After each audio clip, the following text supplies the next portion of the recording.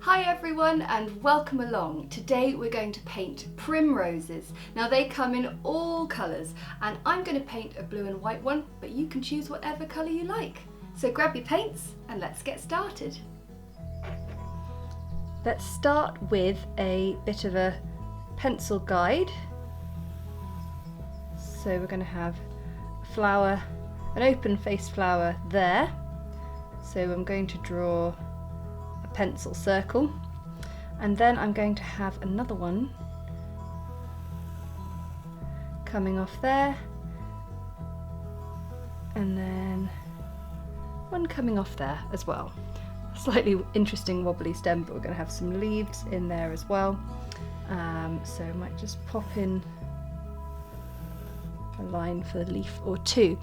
Right, so primroses, they're a 5-petaled flower, and so when we're painting the first, sort of the big open face one, I actually found it really handy not only to have that circle there, but to also draw in a 5-pointed star. So the direction of the flower is going that way, so that's going to be the top.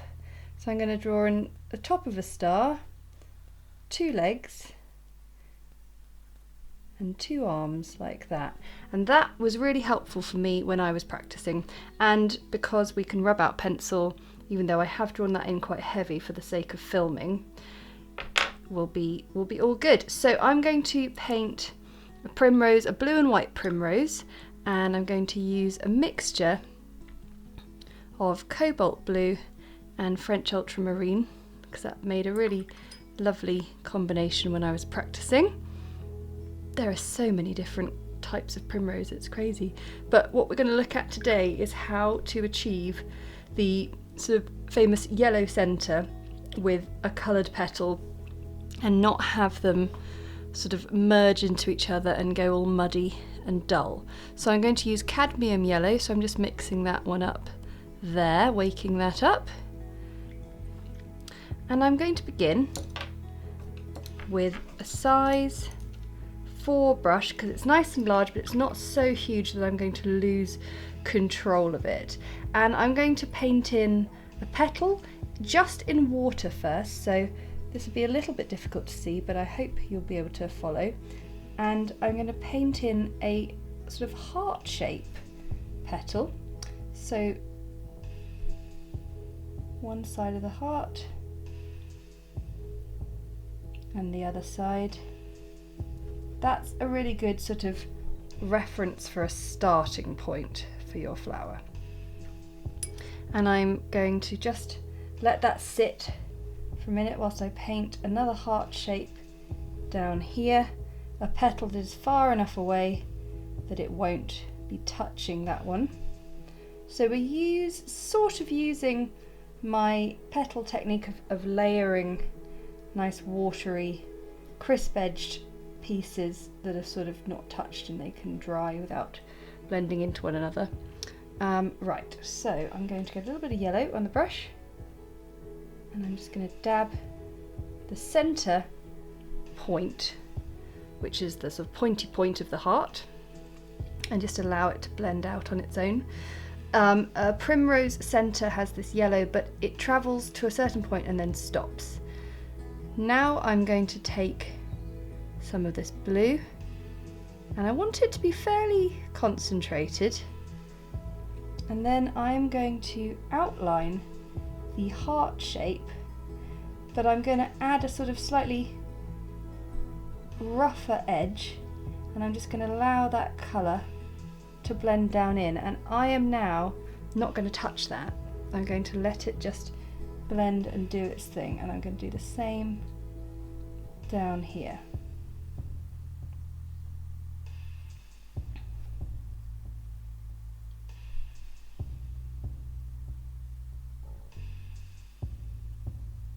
Just want a slightly uneven finish on those petals. Now I'm going to let those dry 100%. In the meantime, we can have a little look at the other flowers we've got going. So I'm going to draw a flower that is sort of facing away from us, so we're going to see the sepals underneath it, and that is done by creating a sort of elongated cup shape.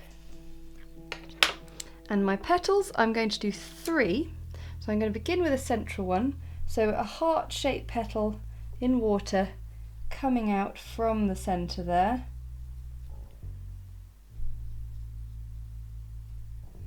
One half of the heart. And the other half.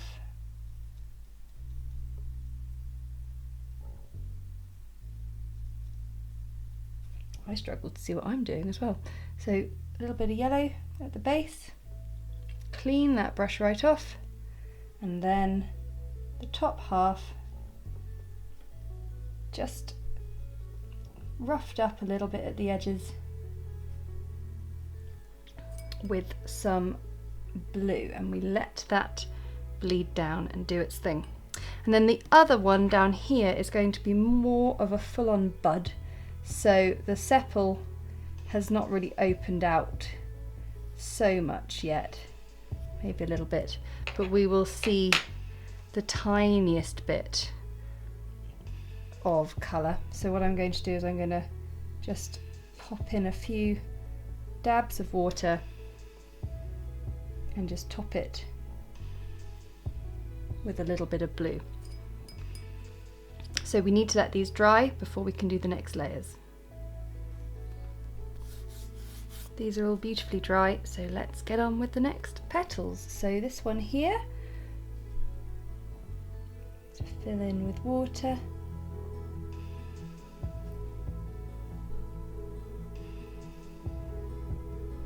And there's going to be a point where some of these petals need to sort of look like they're tucked in behind one another. So that's the cool thing with painting these first two and getting those crisp edges, is they can be the ones, the sort of prominent foreground ones, and the rest that we do can sort of tuck in behind.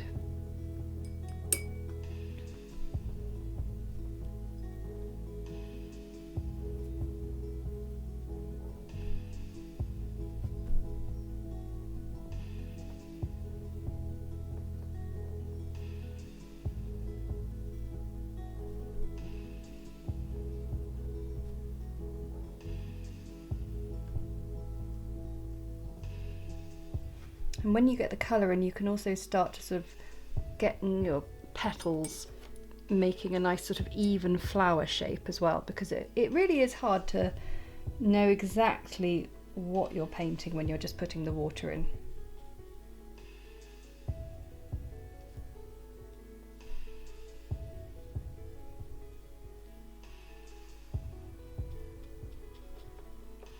So you can see this fifth one here is going to be quite sort of tucked in cosily.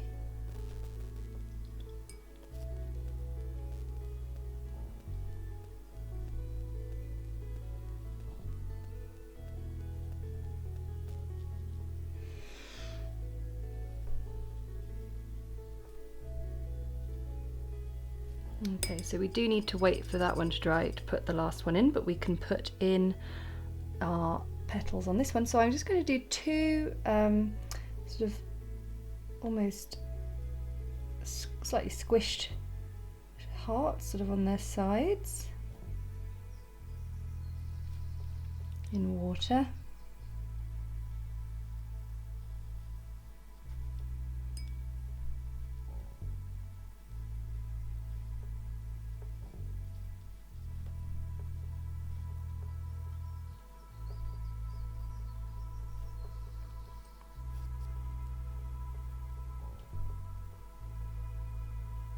And you won't need to do much.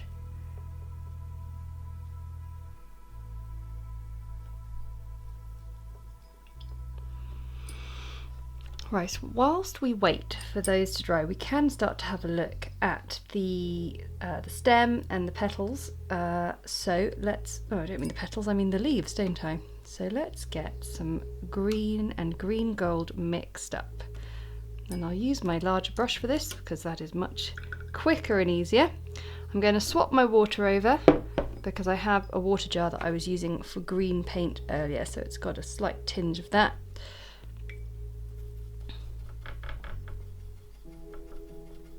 So green gold and sap green together make a lovely stem mix.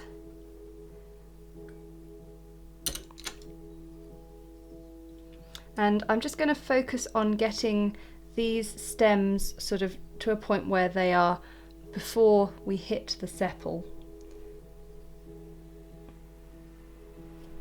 So I'm just following along the line that I drew with a size 2 brush.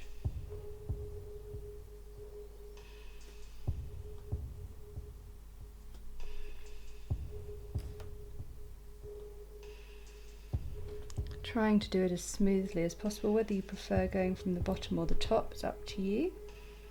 I prefer top to bottom, seems to work better. And then try and avoid too much kind of neatening up of your stem. If you are nervous in creating a nice smooth stem, then it's all about practice really, because if you used a much smaller brush, you would end up with a stem full of sort of multiple brush strokes, and it might not actually be any better than using a large brush. So I do think size 2 is the best sort of go between there. Now this one here did not have any more extra paint on it just then, so we can add our bud.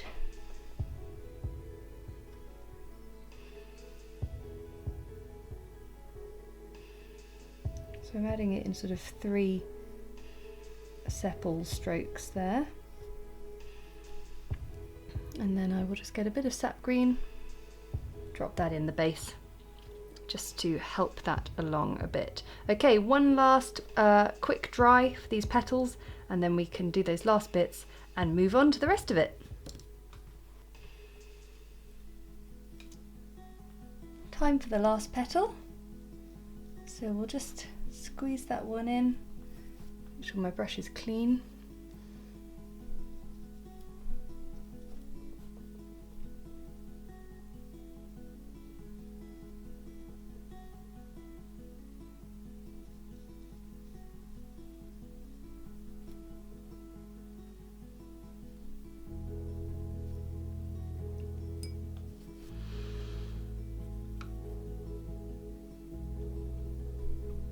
And so with this last one, it's going to be tucking in behind the 2 petals within the flower, but it's just going to go a little bit over the front of the other flower.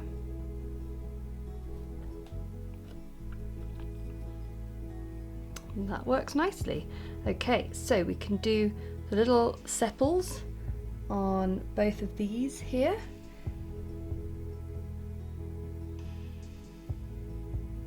So with my green gold sap green mix,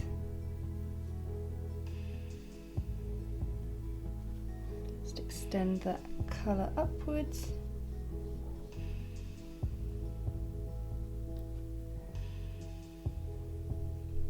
And then I'm going to just do a sort of fine point .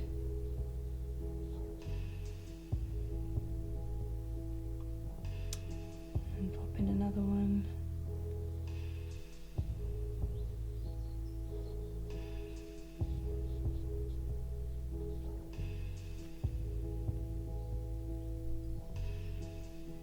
And a dab of sap green at the bottom there. Now we don't see much of the cup of the sepal of this one, but we do see a little bit.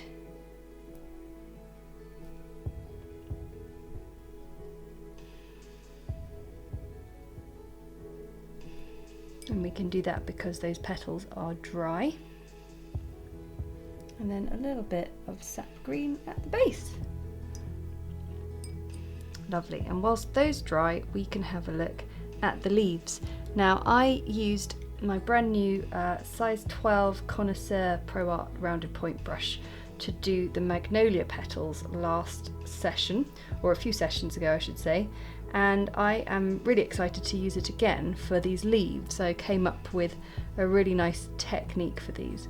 So I've got my brush nice and wet, and I am going to paint 2 big mirrored sort of C curve and S curves.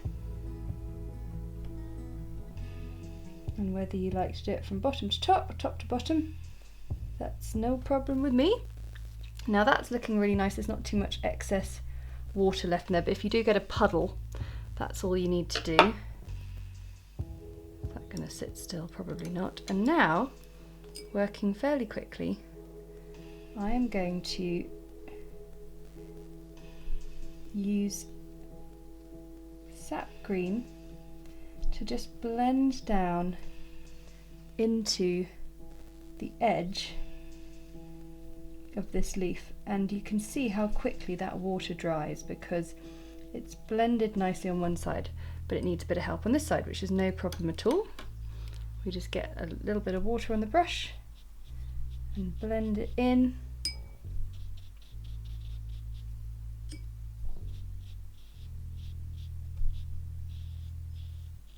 Which is looking good.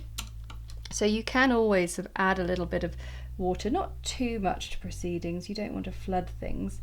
But then what I'm going to do is just get a little bit, and then we had a little bit just poking out from behind there. And now what I'm going to do is I'm going to do the same little marks up the middle and rely on a little bit of wetness. There we go. To start building the texture of this leaf, because primrose leaves have a lot of texture to them. Just blend that in and we can sort of define the stem a little bit later. So what I'm going to do now is first I'm going to just use what I've got on the page already to get a little bit of leaf detail. You see we've just sort of angled that colour just a little bit. Now I'm just going to neaten that up around the side. So that was all done using the sort of the wetness of the blend and just putting in some really nice sort of subtle leaf lines just by moving the paint. But if you felt like you wanted a little bit more, just get the tiniest bit on my brush, and whilst it's still wet,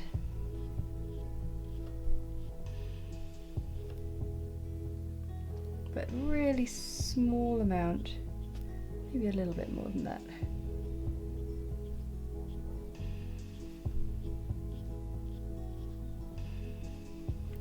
But I sort of want it to disappear into nothing. So let's try another one of those. So big brush, bit of sap green, gold green. There we go. And we've got to remember that this is going to dry quickly.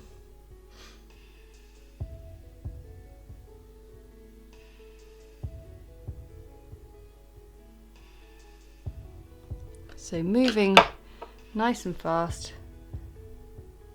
Let's get the sap green going. Isn't it interesting? Sort of, it's in a matter of seconds you get really different results.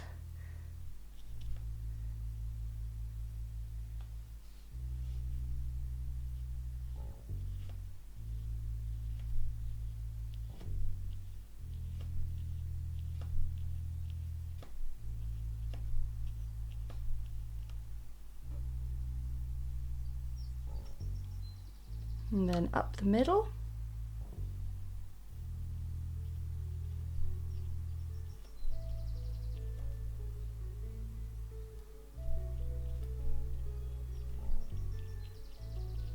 Using a slightly more concentrated amount will help get that little bit more sort of noticeable green.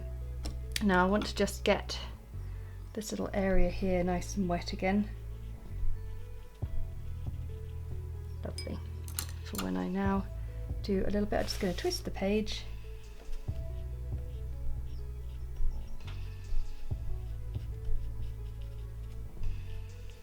Move first what we've already got.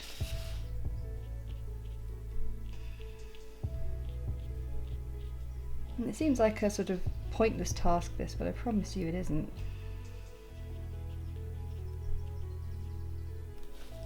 And then a little bit of sap green on the brush, Twist the page once more.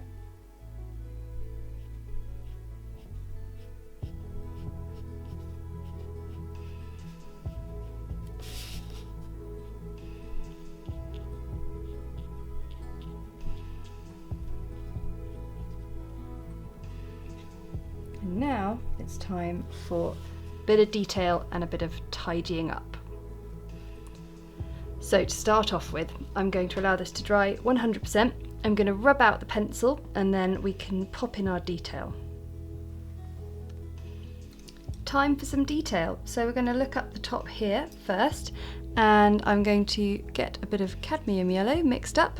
Now cadmium yellow, the name cadmium means it is a more opaque pigment, which is perfect for doing some slightly more detailed bits. So what I'm going to start off with is I'm going to do a little sort of stroke of colour along those lines that we began with.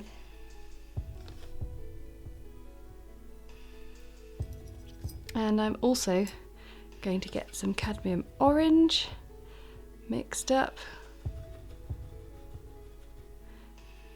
also with cadmium in the title. And I'm just going to mix a tiny bit of those two together and just run a tiny bit of that colour up that brush stroke as well. Now the centre, in the centre you'll find a little circle, and there'll be a little bit of shadow in there as well, so we'll pop that in when that's dried. But we've got a nice sort of opaque bit of paint in the middle of our primrose, and we'll leave that to dry whilst we look at the rest of it. So we want to do some sort of shadowy detail on our plants, and I am going for Prussian Blue and burnt sienna, and I don't know why I always insist on mixing paint with my tiny brush. It'll take you forever, so best not to. And I'm also going to pop some Sap Green in there because it also works not only as a shadow but as just a sort of useful detail colour. So clean that off. So the first thing I'm going to do is to look at the sepals. So I'm just going to twist the page around a bit.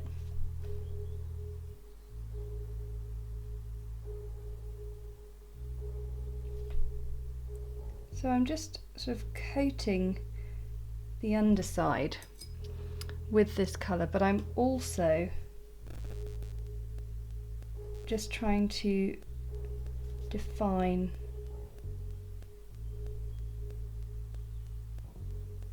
the outer edges there. Okay, so I'm just putting a little bit of that shadowy colour, and now I'm just going to smooth it in a little bit.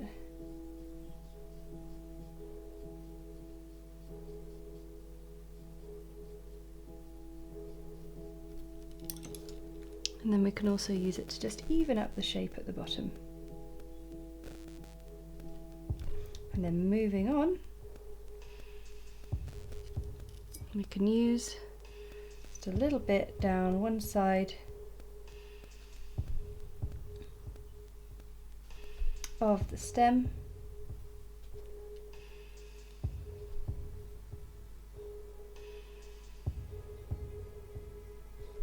That then helps us define that stem in front of the leaf.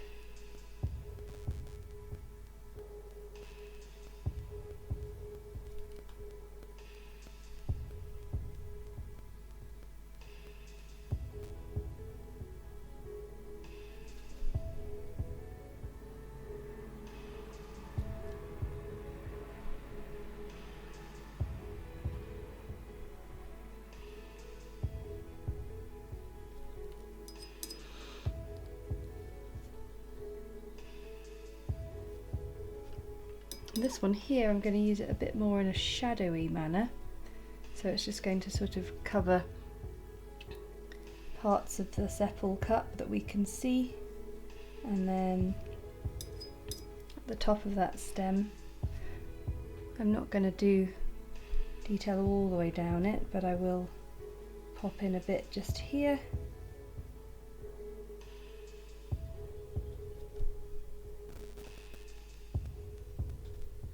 To help define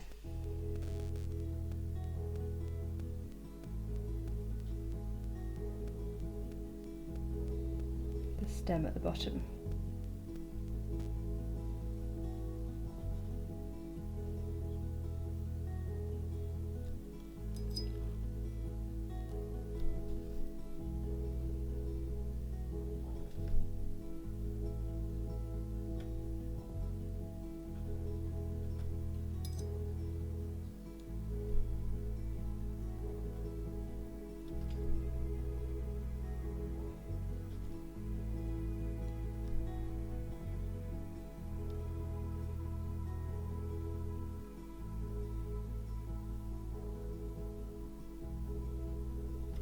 So you can see here how we're using that colour to just help define how things are growing.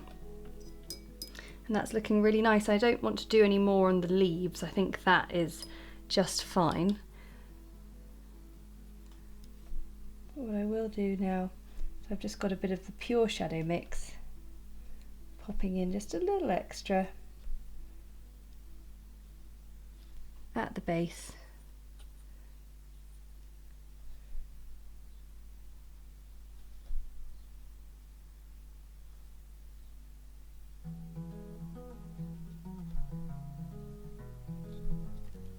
And that's really helping. Okay, so the last thing to do is to just pop a tiny bit of shadow in the centre there.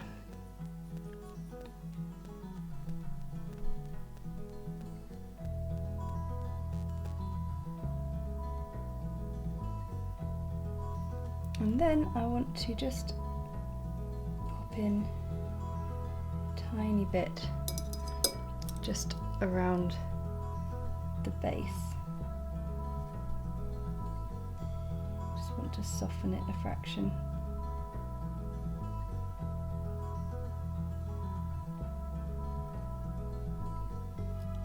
And there we have a lovely spring primrose. Thanks so much for watching. I want to say a big thank you to my patrons for their support, because that support enables me to keep creating these videos that everyone can enjoy. And if you enjoyed it, then hit the like button and comment below to let me know how you got on with that one. And of course, if you subscribe, then you will never miss another video. Until next time, bye!